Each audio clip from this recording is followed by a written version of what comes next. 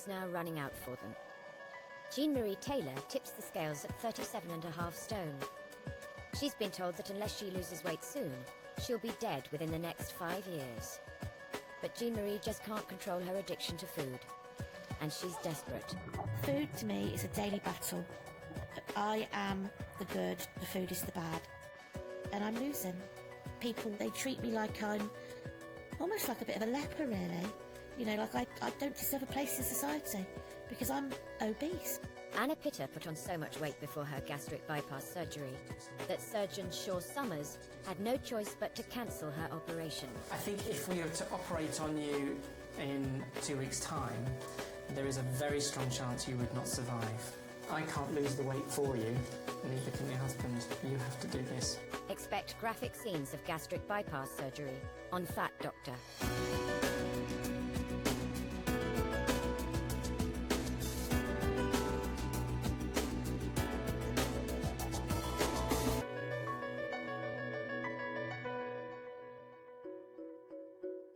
Britain now has one of the highest rates of obesity in the world.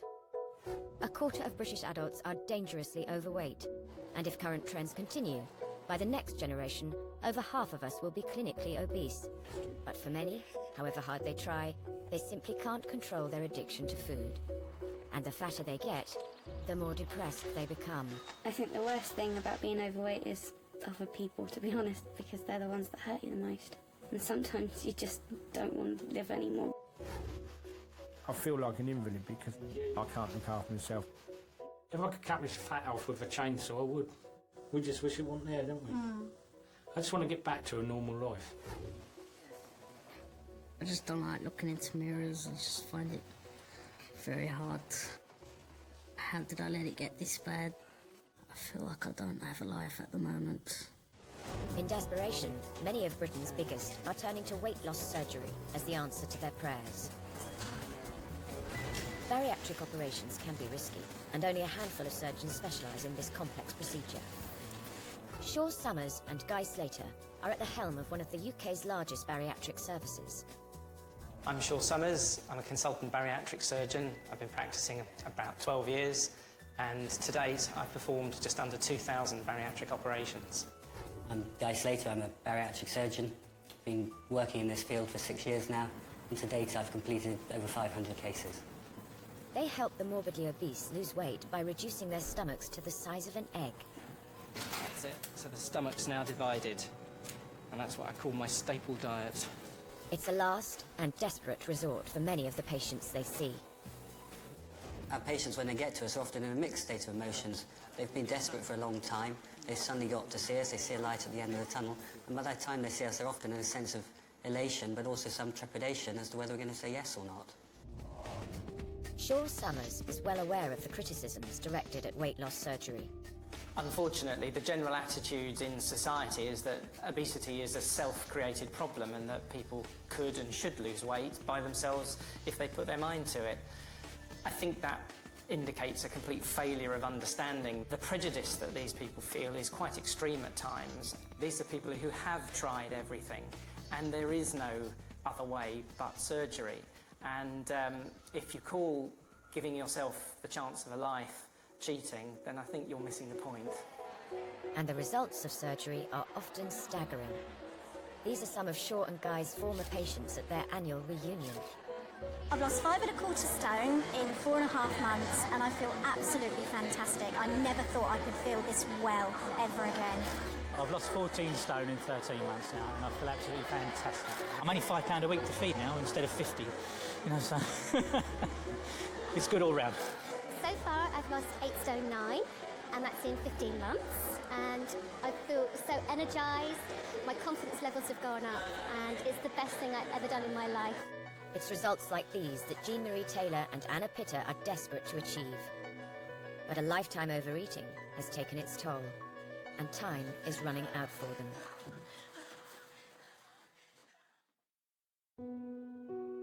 Jean-Marie Taylor is 38 years old and weighs 37.5 stone.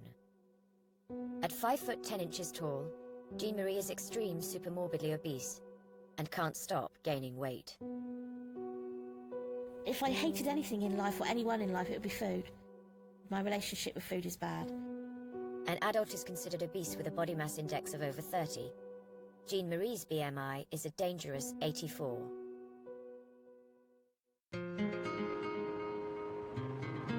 It's early morning in Portland, Dorset, and Jean-Marie is getting up for the day. Morning. Morning, all right? All right, yeah. Good night's sleep. All right, not bad. At almost 38 stone, she is totally incapacitated by her weight and relies heavily on husband Chris for help with even the simplest tasks. And then, can you give me, work for me, you know? Of course I will. Okay. I now weigh 37.5 stone. I've put on 10 stone in 10 years. That's a stone a year. And I feel like my insides are being crushed. I can't sit, I can't move, I can't walk, everything I do takes so much effort, and I'm tired all the time. And I'm just tired of being this person. I want to unzip this and step out. I apologise because I must repulse people, you know, because I repulse myself most of the time. I mean, Chris does everything, has to do some really personal things for me now. Every time I hate going for number twos because I know I've got to ask him to help me. And I'm always saying sorry, and he's going, stop saying sorry, you'd do it for me, wouldn't you? Well, yeah, of course I'd do it for you. Well, then what's the problem? But I'm 38 and you shouldn't have to be doing it for me. But despite her husband's understanding, Jean-Marie finds it degrading. I'm sorry, I just Well, feel don't like... keep saying sorry. It's like You've done something you nothing do for an wrong. old woman in an old people's Get home. out of it. I've sat there and thought, if anything, God forbid, was to happen to Chris, how would I ever have my bum wiped ever again? You see, you can't comprehend having to worry about stuff like that, can you? You know, but that's things I have to worry about. Are we going to have some breakfast? I'm going to get you some. What would you like? Bicycles. Okay. Yeah, I've never felt like Chris has judged my size. Never. I don't think I Chris love you. sees my size, he sees me. I just love you. Yeah, I love No you matter too. what. Before Chris goes off to work, he gets Jean-Marie's breakfast and makes sure she has everything she needs for the day. Jean-Marie can't bear to be left alone in the house without food. Thank you. All right, okay? Yeah, lovely. Food to me is a daily battle. I am the good, the food is the bad. And I'm losing every day. What makes me eat? I wish I knew the real answer to that, because then I wouldn't do it. I don't know. I'm not a stupid woman. I've got O levels and A levels, you know, and yet I behave stupidly, and I do stupid things. It's almost like I'm addicted to it. If it wasn't for the help of family and friends, Jean-Marie would be unable to leave the house. Today she's come for her weekly swim with best friend Amanda. At the moment, I'm the heaviest I've been, but I'm still able to swim. It's not like exercise, you know, if someone was to say to me go and walk, I wouldn't be able to do it. But in the pool, I can swim maybe 20, 30 lengths. And I know, you know, I know I've exercised, I feel good about it. And you feel like you've done something, rather than sat in a chair being, you know, useless, you know. The thing Jean-Marie most hates about her weight is what the public say to her when we go out. People stare. I think people can be quite nasty with comments that they make. It's not nice. My body isn't contained in this water. I can be whatever I want to be. The minute I come up these steps, gravity takes hold. And oh God, I know it. And it's not just the physical toll Jean-Marie's weight has on her. Far greater is the psychological damage caused by her size. I hate just being this freak, which is what I feel I am. I would love to just go unnoticed. That would be the biggest thing for me. Jean-Marie has struggled with her weight since childhood and was bullied at school because of her size. She was 19 when she met husband Chris and weighed 24 stone. A year later, she became pregnant, but sadly, the baby they named Dawn was stillborn. Jean-Marie plunged into deep depression and blamed her weight for the death of her baby. I felt a failure for Dawn's death because they gave me a kick chart a week before she died. And I kept filling it out even after she died, thinking that she was kicking. She wasn't kicking anymore. I carried on filling out a kick chart when my baby had died. And I never even knew that she died. and I felt really dirty. And my weight was always part of it. So I think food became a really good way of taking the pain away. Jean-Marie went on to have 2 healthy children, son Scott and daughter Chloe. But Jean-Marie's problems with her weight completely overshadowed their childhood. After losing Dawn, I just thought, one of them's going to die any minute now. And so, you know, and it was just awful. And, of course, my relationship with food just got worse and worse because I didn't want to go out. So we'd have picnics on the floor and on the carpet because, you know, and then I'd punish myself because all of my other friends with young children were out down the park and I wasn't. Scott and Chloe are now teenagers, but Jean-Marie still worries constantly about them. She fears they are following in her footsteps. I feel very responsible for Scott and Chloe's weight, and I've not neglected it. We have gone backwards and forwards to hospitals. We have followed diets. But if I can't succeed at it, how can I be responsible for making somebody else succeed? And it breaks my heart, because I don't want what I go through for my children.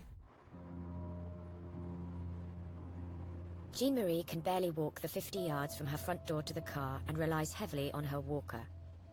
She hates being seen out in public. People will just come up to me and say the most hurtful things. They treat me almost like a bit of a leper, really. You know, like I don't deserve a place in society because I'm obese. I'm super morbidly obese. You know, I must be so fat that my heart doesn't break when people say things, or you fat cow, or thunderflies, or, you know, that doesn't hurt, you know, and it does hurt. With Chris home from work, the family take their dog Fizz for her daily walk. See you, darling. Take care. Bye. Jean-Marie often goes along, but has to stay in the car. I'm unable to go because although I do have a walker, it won't go over the rough terrain, and my hips and legs just won't do it, and my body won't do it anymore. If I was to think of just myself, I feel left out. From their point of view, I think they don't spend as long out as they could because they're thinking, oh, Mum's sat in the car, and they don't want to exclude me. So that makes me feel bad because I want to be able to do it all with them. Sometimes I see my mum really low, and it gets me down because I just want her to be happy, and I just want her to be happy with herself, not like have to feel that she's always like ugly or fat, because she's not. Back home, Jean-Marie prepares dinner. She trained as a chef and loves cooking for the family. I do all the cooking. I just need a chair and I need hands, because I find when you're cooking on this level, your arms get really tired. When I do a roast, Chris will have to sometimes strain the veg off and stuff like that. Or today, like you'll see, he'll get stuff for me. I call him my sous chef. He does as he's told. Chris! Yeah? Can you open the window for me? Okay. I drive my family mad because they say I've got this disabled syndrome, which they've called it, where I shout to them, can you help me? Hello, can you help me? And I hear mumblings that aren't very polite. And I know they don't mean it, but I suppose they get frustrated and fed up that they've got to keep getting up and helping me. Chris thinks I don't see his eyes go up to the ceiling. I do. You know, but it's that is one of the downsides, yeah, definitely. And I think my portions have got me into trouble. I don't think I've got very good portion control. In fact, I know I haven't, because my husband will often say that we could have had half of that. This is Chris's favourite. Jean-Marie just wants everybody to be happy, and Jean-Marie wants to give to people, and it's, you know, that's her only sort of downfall, really, is that she wants everybody to be happy. Hence the big portion, so. I've cried while I've been eating before now. I've sat there with tears rolling down my face. I don't want to do it, but I can't stop myself. You know, I feel disgusted with myself. I hate it. 36-year-old Anna Pita is only too aware of the difficulties faced by Jean-Marie. A year ago, she was hoping that a gastric bypass would turn her life around. Weighing 30 stone, Anna was just 2 weeks away from the operation she so desperately needed. But during her final assessment with bariatric surgeon Shaw Summers, she was given some devastating news. Since I saw you 1 year ago, your weight has increased a lot. Unfortunately, this changes everything. If we were to operate on you in 2 weeks' time, there is a very strong chance you would not survive. But Anna has put on over 4 stone in 1 year, placing an enormous strain on her heart and lungs. I know it's very disappointing. Are we still friends? Yeah. You have to do this work, though. I can't lose the weight for you, neither can your husband. You have to do this. It's really hard letting patients down. They come with such high expectations of having some help from us with regards to an operation, but in Anna's case, the risks are really so high now. I just can't do the surgery safely. It would just kill her. So I've had to say no. That's not no forever. If she can manage to lose weight, then I think there's a fair chance we may be able to offer her surgery in the future. But it really is down to Anna now. Back home in Boscombe, Anna and husband Carlos struggle to take in the news that her operation has been cancelled. The couple moved to the UK from Madeira because the heat in her home country was too much for Anna with her weight problem. But life here is a struggle as well. You need this operation very quick because my wife is suffering a lot.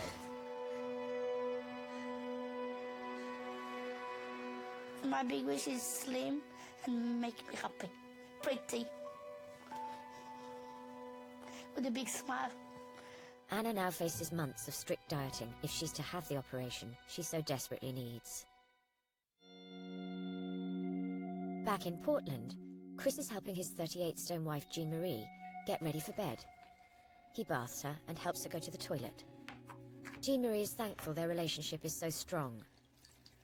You know, I'm lucky that Chris has never lost seeing me as a sexual person through doing all of this, because I should imagine for some people that would be quite hard.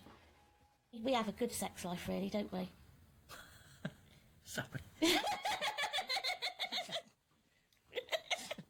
We just do. threw me a minute there. Sorry. We do, I can't help it, but I don't want people to think fat people don't enjoy sex. Oh, I know that. Well, We don't control say fat. yourself, man. I'll come over all unnecessary. We don't say fat, do we? We say cuddly, we don't say the word fat. Because of her weight, Jean-Marie finds it hard to walk upstairs and hasn't been in her bedroom for over 2 years. Bedtime is the worst time.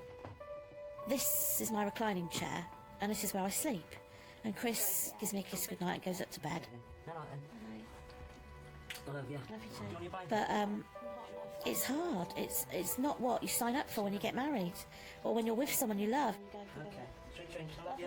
Love you loads. See you in the morning. See you. Night night. Good night. It's quite a lonely time at night, you know, being up here on my own, and it's known that she's downstairs, especially in the winter time. She's down there on her own, and it's like the wind's howling outside, and it's cold. I mean, I go downstairs if it does get sort of cold and put a blanket over and make sure she's okay. And but it's just not fair on her, really. It's no sort of a life for her at all. I'd like better for her, to be honest. The future looks very bleak. If I carry on, I don't think I'll make 40. I think I'll be dead. I always think about the coffin. How big is my coffin going to be? Things that a 38-year-old shouldn't be thinking about. Jean-Marie's in such despair over her weight, she believes that surgery is the only thing that can save her. Tomorrow, she has an appointment at St Richard's Hospital to see if she can persuade surgeons to help her and prove to them that she is strong enough to undergo an operation. Jean-Marie has all her hopes pinned on the success of this appointment. She's been told that unless she loses weight soon, she'll be dead within the next 5 years. Bariatric surgeon Guy Slater is ready to see her. Okay, Miss Taylor, you've come along today to see about surgery to help you lose weight. Yes. Have you always been overweight? Always. And you're at your sort of biggest now? Yes, definitely. Okay. Jean-Marie is pretty much immobilised by her weight. And perhaps the best way to think about it is if you were to imagine carrying a 28-stone man on your back in all your normal activities, just bathing, washing, the simplest things in life become incredibly difficult. In the longer term, she's at risk of diabetes, high blood pressure and heart disease and will inevitably die young. But I'm going to need help forever. Right. I've never been able to control my weight, and I've got to a point where I don't ever feel full anymore. With patients of BMI over 40 and certainly of BMI 80, if you look at the research, there's no evidence that dieting works, there's no evidence that drugs work. The only evidence is for surgery. Having listened to your story and knowing your size and that your BMI is 84, and I think with the amount you eat, that only a bypass will help you. Clearly the thing we worry most about is your life. Yeah. It's very unusual for us to lose people, but nevertheless for you I'd have to quote a sort of 2 in 100 chance of losing your life. I can take them odds. Are you happy to go ahead? Oh, are you happy to go ahead? Very much. Oh, thank you. Oh, thank you so much. Oh, go on, give us a hug.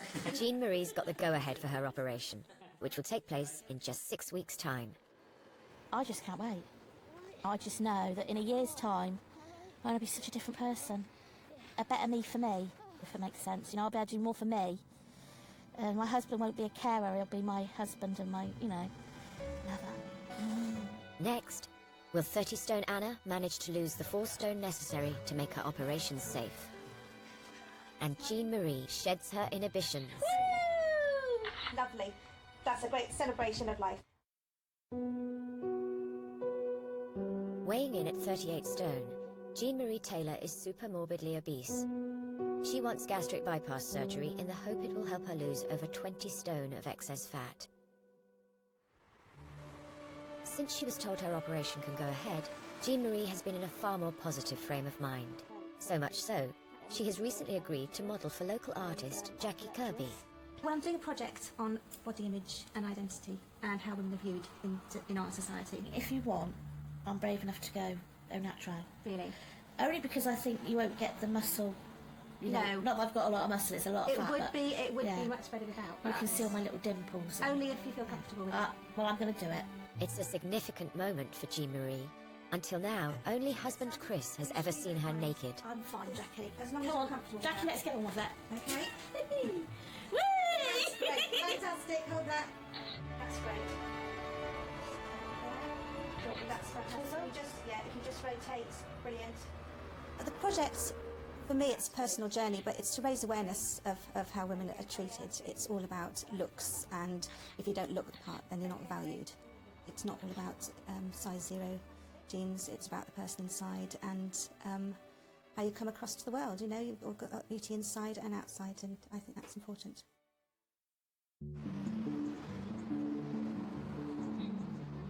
Hello, I'm Sophie. Hello, I'm one of the psychotherapists here. Would you like to come in with me to the consultation room? Before Jean-Marie has her operation, Surgeon Guy Slater has asked her to see the clinical psychologist, Sevin Mustafa. Guy wants Jean-Marie to be as mentally prepared as possible for the surgery and the long journey that follows. Welcome, Jean-Marie. Today we've invited you to come in and have a consultation session with me. And we understand that you're going to have a gastric bypass. Yeah. Hopefully pretty soon.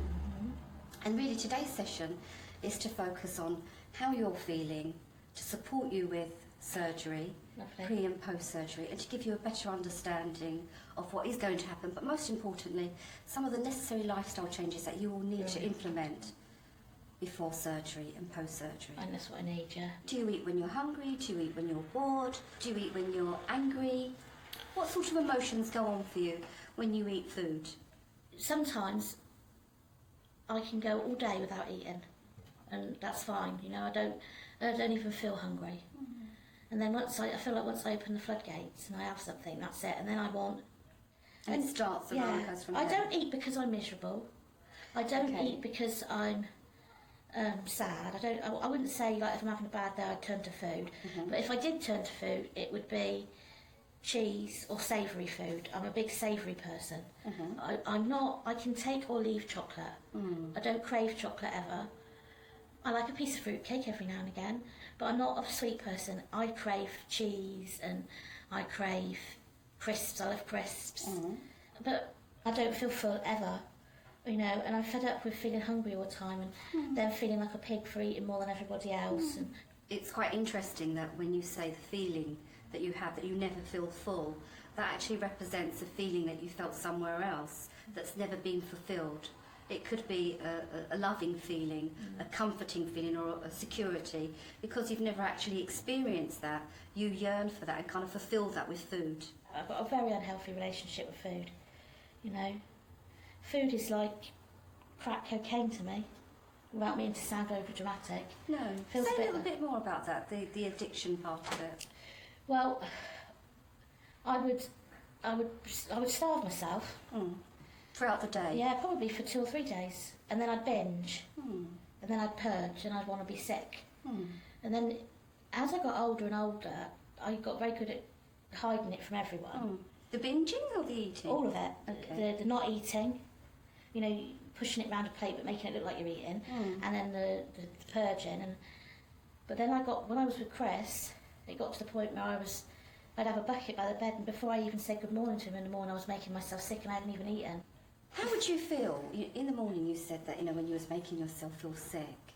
I love being sick. You love being Even sick. now, if I ever got a stomach bug, it frightens me how much I enjoy the feeling of being sick, because if it hurts. I like pain. I think because a lot of my pain is mental pain, I feel, that sometimes I need pain to make, because you can't show someone how your head hurts, can you? But you can show someone, I've been sick and it hurts. You enjoy pain, and we talked about vomiting, and you said that you enjoy when you have vomited and that feeling. What's the feeling you enjoy? The emptiness feeling, or the pain in your throat? God, I don't know. I've never broken it down and thought about it. I suppose it's like when it was purging, it was getting rid of it, getting rid of the food. So it was getting rid of the food, alleviating you from... And getting rid of it was almost like getting rid of poison. Yeah. But on an empty stomach, like when I used to wake up in the morning, I think that was more punishment. I learned that when I was taking charge of what I was eating, I felt really good. And I think having the gastric bypass, although I know it's not going to be instant, easy eating, it's going to take me a long time to learn what I can eat, what I can't eat, what's going to make me ill.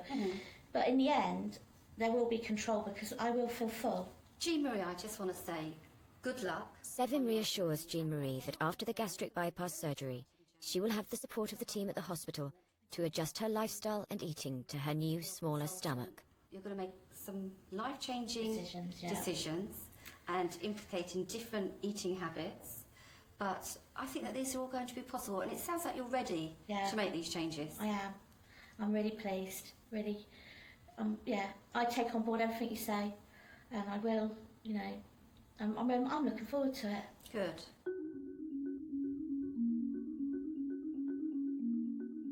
"30-stone Anna Pita was devastated when Shaw Summers cancelled her gastric bypass operation after she put on over 4 stone in the months she was waiting for surgery. If we were to operate on you in 2 weeks' time, there is a very strong chance you would not survive. But Anna was determined to lose the 4 stone necessary to make her surgery safe. It took her a year, but she finally succeeded, and Shaw was at last able to operate on her. I'm really pleased Anna managed to lose that 4 stone in weight, because it's made the difference between an operation that was too risky and an operation that's possible. We've been able to do a straightforward gastric bypass for her. I should imagine from now the weight will start to come off at a rapid pace for Anna, probably 1 or 2 stones a month, and within 3 or 4 months the results will speak for themselves. This was Anna a year ago. And this is what she looks like now. A staggering 9 stone lighter. Everything changed. Before, I don't smile. I don't worry about with my life. I feel like a dead person. So now I'm happy. All the time I have a big smile. So I'm happy with that. Before her operation, Anna had been confined to the house for 5 years, unable to walk because of her size. Her weight loss has given her back her life. When I put my feet in the water, I feel like a kid. Like 4 years old, 5 years. I'm so happy. The things I can do today. Like a crazy woman. Since Anna's surgery, there's been an absolute transformation in her. She's become physically very much better, and her entire mental outlook has completely transformed. The rewards for successfully completing surgery and watching patients blossom is really a great feeling. And it's not just Anna's life that has been completely transformed. After my wife's operation, my life has changed a lot. So I have more time to rest, and I can do things for me. I'm more happy now, doing things like go out to the beach, or go around the shop. It's like half-half. You do things, I do things, both do things together. This is a lot of change in my life. It's still early days, but already in 8 months, Anna's dress size has reduced from a 34 to a 20. I'm excited when I go to the shop to buy some new clothes. I say, okay, one day I want to buy shorts and skirts. But I want size number 16. But I can do, I promise.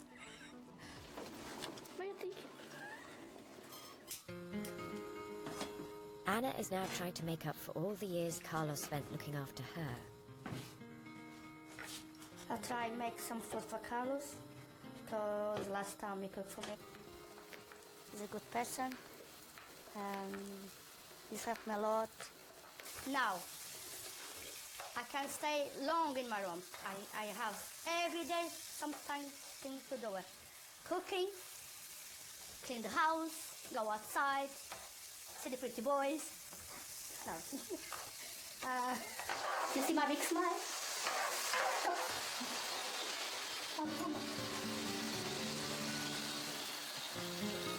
When Anna looks back to how she was 8 months ago, she can hardly recognize herself. When I saw the old pictures, I feel like rubbish. I think the old woman is gone. I'm a new woman, like a reborn. Back in Dorset, Jean-Marie is hoping for a happy ending to her story. In 2 weeks' time, she'll be having the gastric bypass operation she hopes will change her life. It's an exciting day for her. Artist Jackie Kirby is about to unveil the portrait she has painted of 38-stone Jean-Marie. Oh my God, it's lovely, Jackie. I can't believe how well you've caught me. Do you like it? Is it what you were hoping for? Oh my God, it's me!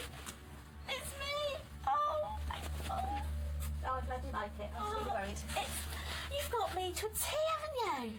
Like the way my stomach hangs, and I think it's captured your very essence. If you look at that, you wouldn't see a disabled person, would you? You'd see somebody that's about to do something energetic. Rubenesque. Yeah. Even if I ever was to be a normal size, I would still love that picture, because that was me. I'm not that bad a person like this. I just can't function well like it.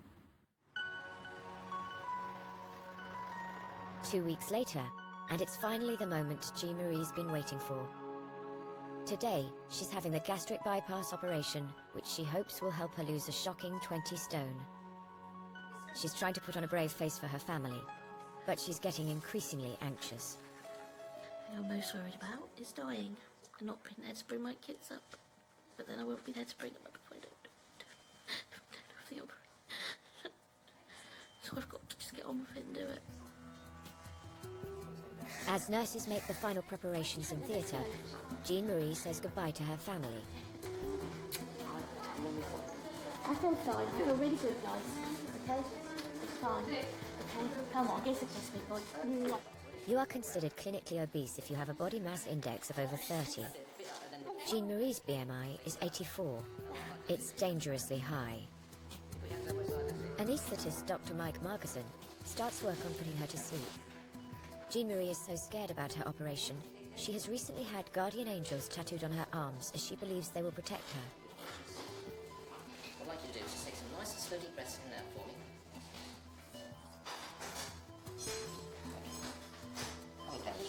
Such is the growing problem of obesity in the UK.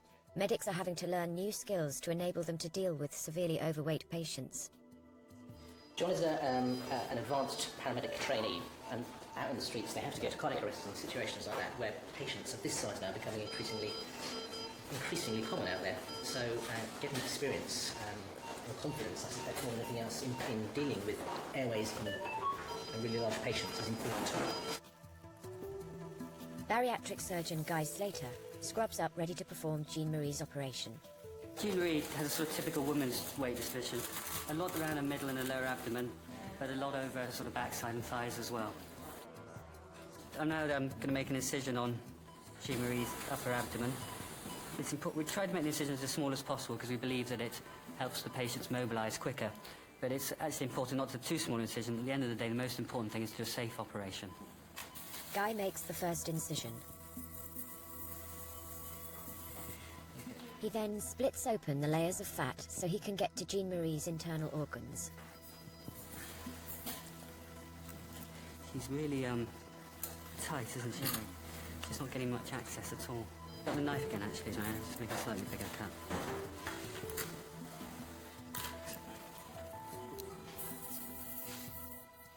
There's very little room. I think it's the way her fat is on her abdominal wall is just making it very difficult to pull things apart and to get the normal access that I would expect.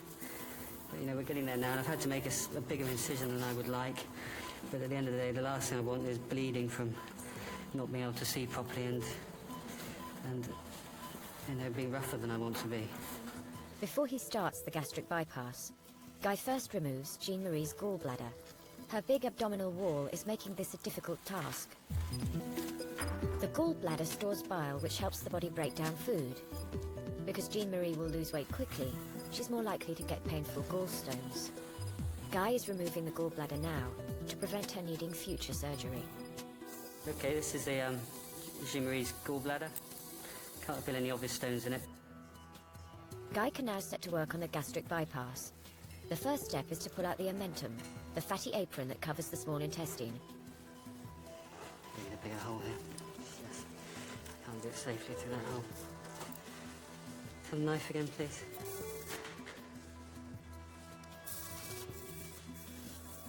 There's so much weight around Jean-Marie's abdominal muscles. It's making her extremely tight. Can't find the small bowel. It's difficult for Guy to move the omentum without damaging it. He's going to have to make an even bigger cut. I'm just making the incision a little bit bigger. She's got an awful lot of fat around her bowel, and accessing the small bowel to make the bypass is very difficult through the hole I'd made. And at the end of the day, I'd rather make a slightly bigger hole than have bleeding. Okay, let's just put that on there. Before he staples Jean-Marie's stomach, Guy has to bypass about 1 metre of her small intestine. This will reduce both Jean-Marie's appetite and the amount of calories that her body can absorb. This bypass surgery will also ensure she eats the right food in future. Eat the wrong stuff and her body will reject it. Let's have a stapler, please. Next, Guy uses a staple gun to make a much smaller stomach for Jean-Marie. We reduce her stomach from probably being able to take a litre, litre and a half, to be able to take about 20 mils. So it's the size of a very small yogurt pot. Okay, so this is Jean-Marie's pouch, which will be her new stomach. You know, when she eats, that's all that the only space she has for food to go into, and consequently make her feel very full very quickly. Finally, Guy stitches the bypass small intestine to the new stomach pouch. After 3 hours, the operation is complete and Jean-Marie can be stitched back up. I'm pleased with the way the operation went, but I've had to make a slightly bigger incision than I would normally have done. What made this operation difficult was the way Jean-Marie has this large apron of fat that hangs down, pulling her muscles together, which made it difficult to get good access. Hello. Dr. Margerson starts to wake Jean-Marie up so she can be taken to recovery. Alright, it's just a nice clear mask. Only time will tell if the operation will help cure her addiction to food. Well done, Jean-Marie. Well done. All right.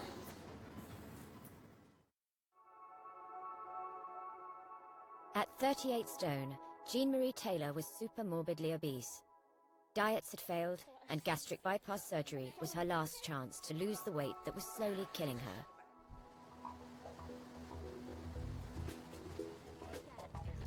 7 months after surgery, and already the changes are dramatic. She's so far lost 8 stone, over 1 stone a month, and today she's out in her hometown of Portland for the first time in 18 years. I feel absolutely top of the world. I'm out, I'm doing things that I wasn't a year ago. A year ago, I was sat in a room looking out the window watching everyone else do it. And I'm out here doing it today. Look, I'm in the sun, it's beautiful, and I'm bursting with happiness, yeah. Walking is getting a little bit easier. Before, even on my walker, I would be out of breath, I'd have to stoop over. Now, I can walk on my walker upright. I'm also able to take some steps on my stick now. Not huge steps, but it's all steps into the right direction. Husband Chris and children Scott and Chloe are also experiencing the benefit of Jean-Marie's 8 stone weight loss. Yeah, she's much happier. She's more willing to try new stuff and do new things. So yeah, it's been a good change. She just looks so much more alive. We feel more of a family. Jean Marie's a lot happier since she's lost weight. She loves getting out and about. She can participate in a lot of the family things now, so yeah, it's good. Before the operation, I just spent every day thinking, you know, not thinking about living. I was just going to die, and I had to accept that. And I thought that only Hollywood movie stars had gastric bypass. I didn't realise that Jean Marie on Portland would get one. And so, yeah, death became part of my life. You know, I thought, you know, I probably am not going to make old bones. Now, I don't even think about death. I think about life. My birthday should change, really, to the day of my operation, because I was reborn on that day. You know, that was the day that my life was given a second go. But it hasn't been an easy journey for Jean Marie. From a lifetime dependency on food, she's now struggling to adapt to new eating habits. I have to think about everything I eat now. I have to think about the speed at which I eat it. I have to think about my portions. So it's big changes. Not easy changes either, because your head still wants to do what you did before. But we're getting there, you know, slowly but surely. You know, it's taking its time, I think, for me. Because I think for me, it's all in my head, you know. And the transition hasn't been easy on Chris at times. Her mood has changed slightly, yeah. At mealtime, she gets really, really snaky about things. And I think it's the fact that she can't have what we're having. And because she really likes it. Although she's had the operation and she can't eat the food, she's still got the cravings and she still wants to have the food, but she obviously can't have it. This is Chris's. He'll have some cheese. I won't, because it would just... I wouldn't be able to get it down.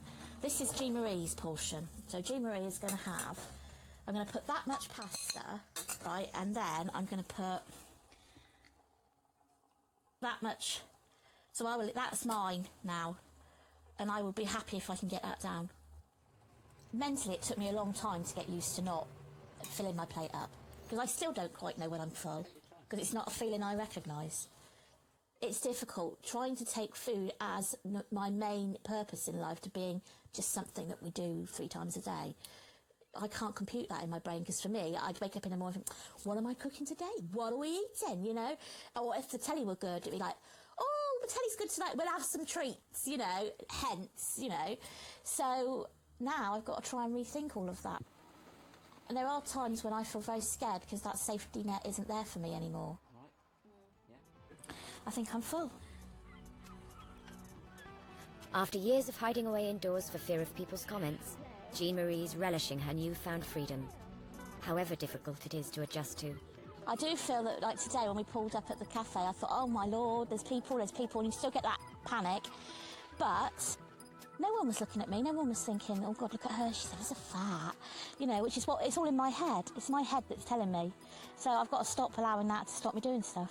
That bit hasn't changed, and that's still the most beautiful bit, isn't it? Mr. Slater has just really saved me and given me back life, hope that I will have a better life. And I'm just over the moon. I want to run around and jump and scream and shout, and I want to enjoy every minute of every day, you know, which I do now. Every single day is an adventure now.